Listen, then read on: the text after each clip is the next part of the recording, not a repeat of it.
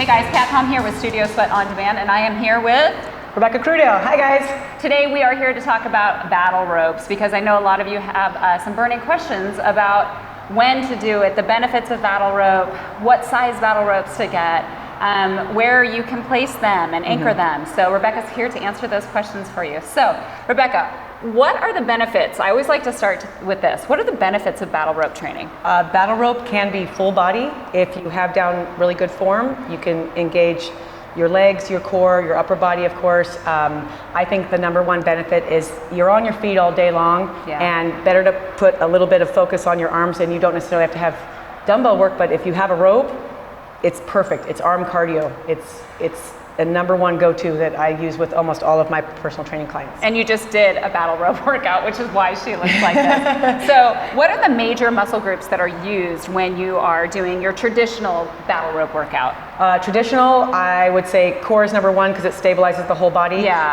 Biceps, shoulders, lats. When you're doing a lunge move or a squat move, obviously your quads and your hamstrings are engaged. When you're at plank, core, calves get a bit of a burn as well, but it's mostly core and upper body that you feel the primary burn. The legs you try to bring into play when your arms are going into overdrive and kind of pooping out on you. So yes, you can even be in plank position and do battle rope exercises. That's pretty amazing.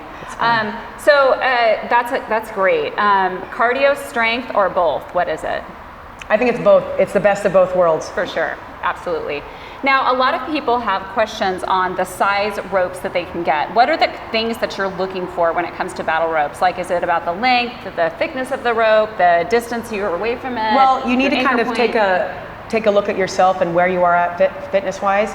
If you have a very strong core and you're not prone to any sort of lower back issue at all, then you might go with a little bit heavier rope. I wouldn't advise you to get the heaviest rope possible on your first go because you haven't even tested the waters yet. You know, you want to basically build up your endurance, your strength with a more moderately weighted rope, and length also comes into play. If you are going to get in the market for a heavier rope, then start shorter. All right, just know if you do go longer and heavier, it's not going to look like it looks with a longer, skinnier rope. It's not going to have those perfect waves. All right, you'll have to build up into that. My rope at home is, I would say it's like mid-length, but they're super thick. They're 2 inches. Yeah, they're 2 inches. So what would be considered a heavy rope versus a light rope? I think a 2-inch rope is heavy. And what weight is that going to be? 40? You know, I would say it's about 45 pounds, depending on the length. Yeah. Yes. So, That's I mean, true. You're definitely lifting weights. It's just in a rope form. So these are 1 inch, right? Right. And these are going to be a little bit easier. So if you're new, you go with a 1 inch, and then you can work your way up. Absolutely. They have 1, 1.5, 2. I've seen 2.5, but it's not normal unless you have very large hands. You're grabbing someone's ankle. Yeah, it's a situation. So, I mean, if you're looking for heavy, I think 2 should be your go-to. And then shorter is shorter, easiest, I say, longest, so hardest. they come in like 30, 40, and 50 feet. Yeah. And I think that if you're in a good physical fitness, like you can do an hour of spin and sculpting, something like that, or a class, then you could probably go for a 40 foot rope, 1 inch.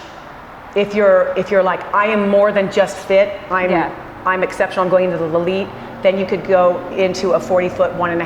I wouldn't say, like my 2 inch is 30, and it's heavy and it's hard. I bet, yeah. So, I mean, just be conservative because you can always just do a little bit more and just work a little harder. And if they get wet, because mine sit outside, which I probably should nasty. Stop Don't do what I did. Yeah, for sure. Okay. Take care of your rope. Perfect. So battle rope workout, something anyone can do if they have the space for it? Absolutely. Even if you do have lower back pain, I put people on a ball or a riser, and so that they just use their arms. Their core is engaged because it's stabilizing them, but they're only alternating until they build up enough strength and endurance do I then bring them together or any other move. But it's an excellent building block to develop core strength as well. That's awesome. And then last question, because a lot of people have questions about where should they anchor it and what should they anchor it to? Okay, so really your imagination is the limit. Obviously you don't want to anchor it to something that you think might even possibly fall over or damage. So I have never attached it to anything inside my home. No. You can attach it to a patio beam. You can attach it, go to the park, a bench. a beam on the bench. You can attach it to a chain link fence, one of the posts. Yeah. You can attach it to the chain link part of the fence, but you don't want to damage the fence. Yeah. So be mindful. It's always better to have a stronger anchor point.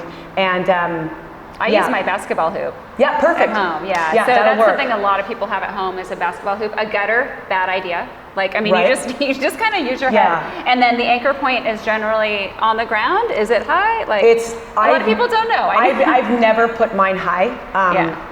But yeah, that would be weird. Yeah. Don't put it high. I would say low. It can be up to 2 to 3 inches off the ground. Exactly, yeah. But I mean, and I've done it where I've attached it to a chain link fence, but it comes over a curb, totally fine. It makes it a little bit Yeah. harder for you to get it up there all the way to the anchor point with the waves. Okay. So just because you don't have a very flat surface, don't let that stop Totally you. fine, yeah. Yeah. Mine's not flat either. Okay, great. Yeah, mine has to kind of drop over my basketball hoop base. So Yeah, if you're even on like a hill, that totally works fine, too. totally fine. All right, well, hopefully that gives people some information that they need, and I know a lot of people have been dying to try battle rope workouts. We have one that's dropping on Studio Sweat On Demand, so make sure that you check that out. Of course, it's with the fabulous Rebecca. And for those body sculpting, fat torching workouts, make sure you check out Studio Sweat On Demand.